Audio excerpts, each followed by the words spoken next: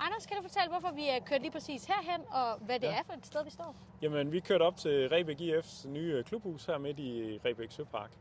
Og det er vi dels, fordi det er et sted, som betyder noget for mig. Altså, jeg har selv spillet på den skæve bane, der ligger herude bagved os. Jeg har boet på kollegiet lige op bagved. Så Rebæk Søpark har jeg brugt rigtig meget tid i, og vi har også vores naturlegeplads og hele turen rundt om søen. Så det er et sted, hvor der er rigtig meget fællesskab, og der bliver, dyrket meget idræt, uanset om man spiller fodbold, eller man løber rundt om banen, eller hvad man gør. Og så har vi fået det nye klubhus. Ja. Som betyder rigtig meget for mig. Altså, jeg kan huske, at jeg var med til for 4-5 år siden at sætte det på dagsordenen, at med det, som der var ved at ske med den fodboldklub her, som var ved at gå fra sådan nogen for mig, til at være noget for små børn, og som der spiller fodbold, så har vi også brug for, at de faktisk fik et rigtigt klubhus. Ja. Og det satte vi på dagsordenen og fik med i kommunens budget. Og så 4-5 år senere her, jamen så står det her. Og det var en kæmpe oplevelse, at vi indvidede det for et par uger siden. Okay, så det er brand new faktisk. Det er fuldstændig nyt, ja. Ej, hvor fedt. Ja. Hvad indeholder sådan et klubhus, og hvorfor er det vigtigt, at der skal være et klubhus til en stor forening? Jamen til en forening, som vokser, og særligt vokser med fokus på børn. Altså så er der bare nogle helt enkle ting, som skal være på plads. Der skal være et sted, hvor man kan samles, hvor man kan have sit fællesskab. Men også, at man kan klæde om, og man kan få et varmt bad, med at der er et toilet og sådan nogle ting. Det var der jo faktisk ikke her før. Nej. Så det er helt vildt, hvad de faktisk har fået bygget op af børnefodbold, uden nogen som helst form for faciliteter. Ja. Så det synes jeg er en helt fair ting, at de har fået det, og det har de fortjent. Som et godt sted, hvor de kan samles. Og så er det jo offentlige toiletter i ved gavlen også, og det er noget af det, jeg gerne vil. Det er at sige, hvordan tænker vi faciliteterne sammen, sådan så alle os, der færdes her i parken, og måske går en tur og bruger træningsredskaberne, er på legepladsen, at vi også har adgang til et toilet. Så på den måde, så er det ikke bare en lukket bygning for foreningen, men det er noget, som gerne skal åbnes op. Hvad spiller idrætten egentlig for rolle? Altså, hvilken rolle spiller det for fællesskab og sådan sammenhængskraft her i Hvidovre? Jamen det er en meget, meget vigtig ting, altså for at skabe fællesskaber. Også for vores børn. Altså nu er det her jo også meget en fodboldklub med fokus på børn, som vi står hos. Men altså det her med at skabe fællesskaber, lære børn at være en del af fællesskabet, glæden, det der med at gøre noget sammen med andre, det synes jeg er helt vildt vigtigt. Og så er vi jo bare et foreningsland. Hele vores demokrati, synes jeg, er bygget op omkring foreninger. Foreninger er en væsentlig del af det, og lære børn, også voksne, at tage beslutninger sammen og alle de her ting. Så det er mega vigtigt, at vi holder liv og gang i vores foreninger. Ja. Har det noget med frivillighed også at gøre? Eller det er det selvfølgelig. Det, sådan en det gør det, fordi det er jo det der med at være aktiv i sit lokalsamfund. For andre, ikke kun for sig selv. Nej. Og det er jo frivillighed. Og det vi som kommune kan og skal, det er jo at understøtte med. For eksempel at sige, den her klub har brug for en bygning. Og så ikke stå i vejen, men hele tiden sige, jamen hvad kan vi så gøre? Lad være med at gøre tingene besværlige. Lave de puljer, der skal til, for at man får de midler, man skal have for at kunne køre foreningen. Fordi frivillighed, det koster rigtig, rigtig mange timer, og så skal kommunen være en hjælp og ikke en bøvlet modpart. Hvad gør I så helt, altså som kommune konkret, for at understøtte frivillighed? Jamen altså, vi gør jo mange ting. Altså dels så bliver vi ved med at prøve at opgradere vores faciliteter, sådan så man har nogle gode faciliteter at være en del af og være aktiv i. Så prøver vi hele tiden at sige, jamen kan vi gøre det lettere, kan vi gøre det bedre, både med puljer, som vi sætter af til at understøtte foreningslivet. Vi har også lige lavet nogle ting i vores nye budget, både omkring tilskud og så videre. Og så laver vi aftaler med for eksempel sådan nogle som jer i DGI Storkøbenhavn, om hvordan vi kan uddanne vores frivillige bedre, fordi det bliver mere og mere kompliceret, må man bare sige, at være foreningsfrivillig. Og man skal jo også kunne nogle ting i forhold til at bygge en forening op. Og der er sådan nogen som DGI jo bare en kæmpe god spiller at have med inde til at undervise og understøtte sine foreninger. Fedt. Det er vi glade for at høre. Hvis vi skal skue fremad, hvilke visioner har du så for udviklingen af foreningsidrætten her i Hvidovre? Altså for eksempel, hvis du bliver genvalgt, hvad skal der så ske? Jamen dels så har jeg allerede en plan for, hvordan vi opgraderer mange af vores foreningsfaciliteter. Altså både med nye haller og nye stadions osv. Hvorfor er det nødvendigt? Jamen det er det jo, fordi at vi har så mange mennesker, som gerne vil være aktive del af vores foreninger, men vi mangler simpelthen kapaciteten. Altså, vi mangler klubhusene, vi mangler hallerne, og det er ikke, fordi vi ikke har. Men det er simpelthen, fordi der kommer flere mennesker til Hvidovre, og der er flere, der vil være med i et foreningsfællesskab. Og der skal faciliteterne følge med. Så vi har jo den her idrætsvision, hvor vi jo som sagt over de næste 5 år investerer omkring 300 millioner kroner, og der blandt andet kommer 3 nye haller. Ja. Så det er jo noget af det, som tager presset af de foreningsaktive derude og siger, at nu er der faktisk faciliteter, vi kan være aktive i. Kommer til at bygge flere kunstgræsbaner, vil lige indlede en ny kunstgræsbane op ved Rosenhøj. Okay. Det er dels for, at fodboldspillerne de kan spille noget mere fodbold hele året rundt, men også at de kommer ud af hallerne, hvor de i virkeligheden fylder, hvor der er andre, om du spiller håndbold, eller basket, eller floorball, eller hvad du gør. Ja, hvor man ikke lige kan der kan du ikke lige rykke ud på fodboldbanen, lige at gøre det. Ja. Så på den måde, så er kunstgræs også med til at hjælpe de andre, kan man sige. Okay.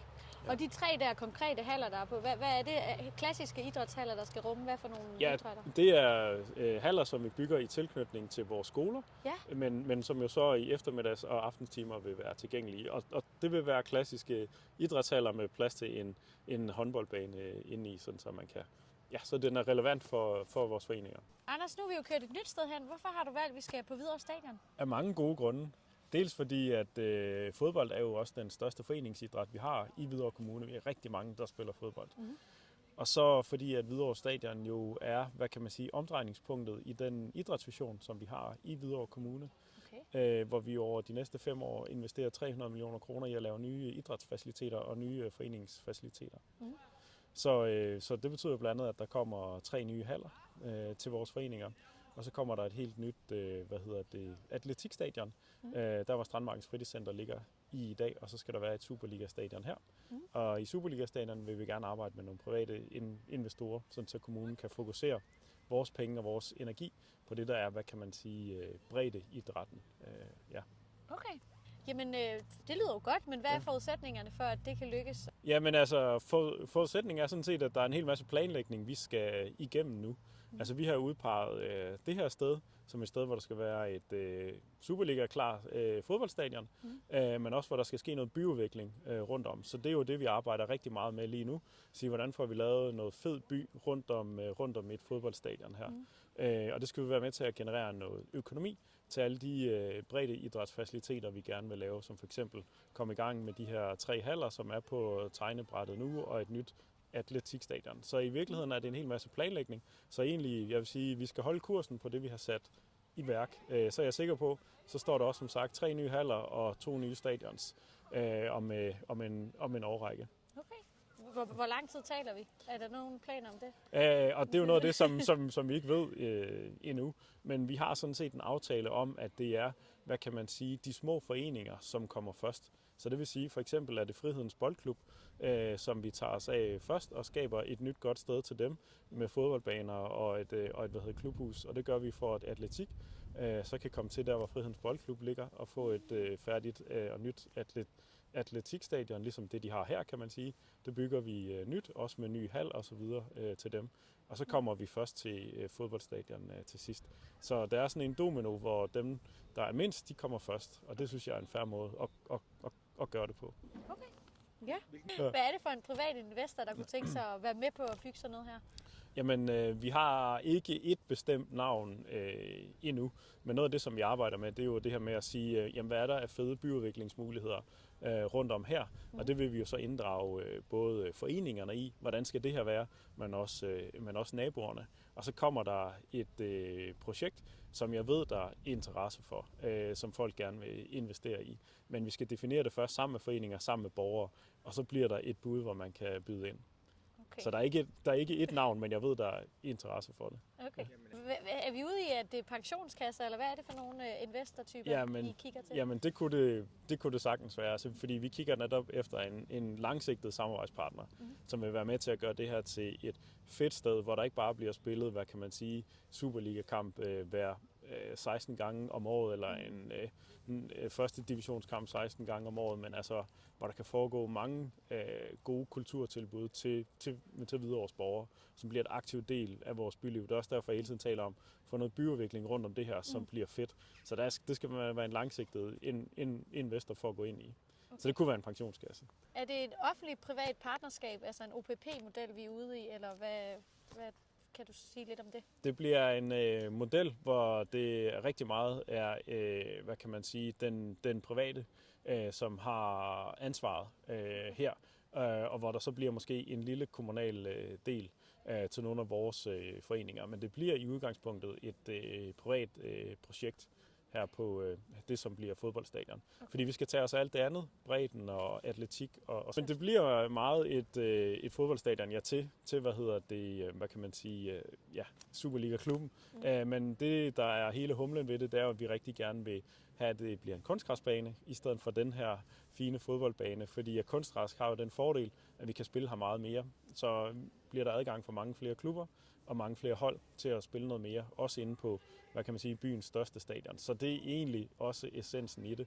Ja. Ikke at reservere den her bane til de her 16 gange om året, hvor der forhåbentlig skal spille Superliga, men at der kan spilles næsten døgnet rundt. Det er jo en af de ting, vi som kommune holder fast i, fordi at det er jo vores stadion, det er vores grund, så vi vil gerne have, at den private ser, hvad kan man lave af forretning her, men så siger, at der er nogle ting, vi som kommune, som fællesskab holder fast i, og det er blandt andet, at det er byens største stadion, og det skal flere have lov til at spille på, og så træne på.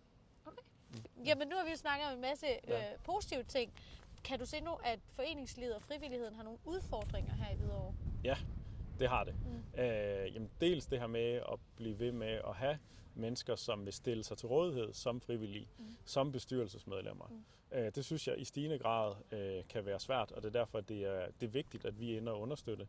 Altså dels med puljer, lad være med at gøre tingene besværlige, samarbejder med blandt andet DGI om at lave nogle gode kurser, understøtte, gå ind aktivt. Er der en forening, der har brug for, at vi laver et forløb?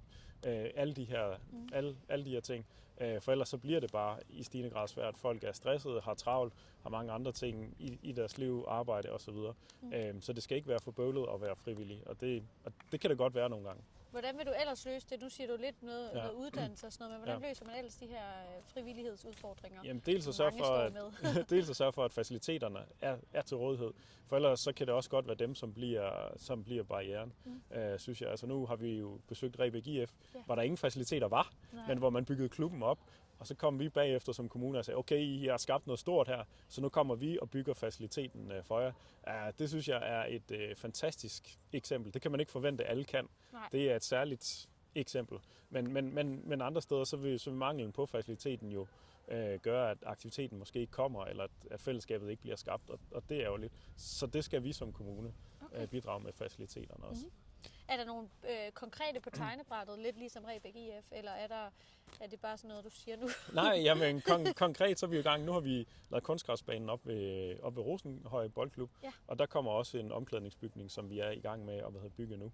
Og så er der de her 3 haller, vi har på tegnebrættet. Langhøjskolen, Risbjergskolen og Præstemosen, der laver vi også en hal. Udover det, som skal bygges til det nye atletikstadion med en indendørshal og så videre, som vi skal bygge nede ved Strandmarkens fritidscenter. Så der kommer en lang række af faciliteter i den her kommune inden for de næste 5 til 6 år. Som sagt, hvis vi holder kursen på det, vi har budgetteret med, og de planer, vi har lagt. Okay, fedt. Er der også nogle, altså rigtig mange storbykommuner bøvler også med halvtider og tider til nok. Er det også noget, I har her i kommunen? Ja, det er lige præcis en af grundene til, at vi skal have 3 nye haller. Og vi skal have en ny indendørshal til atletik og sådan noget. Det er simpelthen for at få skabt noget mere plads, noget mere tid til, at flere kan blive aktiv del af vores foreningsfællesskaber. Fordi vi ved, at vi har ventelister. Og klubberne og foreningerne kan mere, hvis vi havde faciliteterne, og flere kan blive del af et fællesskab. Og det er også derfor, vi gerne vil bygge mere kunstgræs til vores fodboldklubber, sådan så fodboldklubberne egentlig kan rykke ud af hallerne og ud af deres spil, hvor de gerne vil, nemlig på fodboldbanerne. Og så skal der gerne blive mere plads til håndboldklubber, basketballforeninger, hvem floorball, som har brug for at være inde i en hal og ikke kan være ude på fodboldbanen. Ja, fedt. Hvis du bliver genvalgt, hvad vil du så gerne love for idrætsforeningerne her i Hvidovre, der skal ske på de næste 4 år? Jamen, så vil jeg love, at vi holder fast i de 3 haller, vi har budgetteret med, og vores idrætsvision, som gør, at der kommer endnu mere plads til foreninger, til idrætslivet, kommer nye faciliteter. Så det er det, jeg siger, hvis vi holder fast i den kurs, vi har lagt, jamen så inden for en 5 til 6 år, så kan vi se 3 nye haller, et nyt atletikstadion, og vi er i gang med at lave et nyt fodboldstadion også. Så der kommer mange nye faciliteter, og så vil jeg love, vi holder det fortsat fokus på at sige, hvor kan vi hjælpe med tilskud og faciliteter, hvad det ellers skal være. For jeg synes, vi har bevist, at vi allerede har bygget nogle nye, og vi er på vej med nye faciliteter også. Hvad med sådan noget som skolerne i Hvidovre? Vil I gerne have et tættere samarbejde med dem i forhold til idrætslivet? Ja, Meget gerne. Men det synes jeg også, det er jo også op til den enkelte skole at gøre det, hvad der giver mening for dem. Hvis en skole slet ikke kan overskue det, fordi der er så mange ting, de skal, og så er det lette svar bare, det kan vi ikke. Ja, det kan vi ikke. Ja, men sådan hører vi det desværre nogle gange, og det er jo fordi skolerne også er presset af mange årsager. Så der handler det jo for os om som politikere, sørge for, at der er de ressourcer ind i skolesystemet til, at de kan lave de samarbejder, som de skal. Og det kunne for eksempel være med sådan nogen som DGI under armen og sige sig ind, hvad har I faktisk brug for, at vi kommer med for at hjælpe jer. For jeg tror også, at skolerne meget gerne vil modtage samarbejder og hjælp. Ja, men det kræver lige, at man gør noget andet end bare lige at sige til dem, nu skal I lave et eller andet. Ja. Vi skal have noget med. Enten penge eller ressourcer eller nogle gode forløb, som man kan lave sammen med nogen. Ikke? Og få præsenteret, hvad er mulighederne. Og så har vi jo fritidspasset i Hvidovre Kommune, som gør, at hvis du får præsenteret noget, som du godt kunne tænke dig at gå til, men at dine forældre ikke har råd til at betale kontingentet eller det udstyr, du skal have, jamen, så er der faktisk mulighed for, at man kan søge om det. Og så er der ikke nogen, der lægger mærke til det, men så er du en del af fællesskabet, ligesom alle andre. Ja. Så derfor er skolerne en rigtig god indgang, hvor alle får præsenteret de foreningsmuligheder, der vil være. Ja. I samarbejde med jer som kommune skal hjælpe med at lave en analyse af idrætslivet. Hvorfor er det vigtigt? Jamen, det er jo vigtigt, fordi vi er i gang med at realisere vores idrætsvision. Og der er det jo vigtigt for os, at vi står på det allerbedste grundlag, inden vi får, besluttet præcis, hvad skal bygges hvor. Så præcis, hvilke faciliteter skal vi have til hvem, men også, hvordan bliver det en aktiv del af vores byliv, så vi ikke får lavet sådan nogle lukkede faciliteter, men faktisk også får lavet noget, som man måske kan bruge uden for åbningstid, eller i det uorganiserede idrætsliv. Så der er det mega vigtigt, at man har nogle dygtige mennesker til at lave det vidensgrundlag, som skal til.